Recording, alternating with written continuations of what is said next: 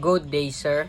For lesson 2 on the material self, I choose to reflect on clothes and how they relate to who I am.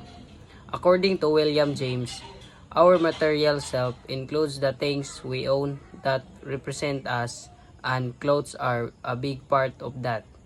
The way I dress often reflects my personality, mood, and even my confidence. For example, when I wear something I really like, I feel more comfortable expressing myself and facing others. My style might change over time, but it always mirrors how I see myself at that moment. This made me realize that clothes are not just material possessions. They are a form of self-expression. They help tell my story without me having to say a word. And that's all. Thank you.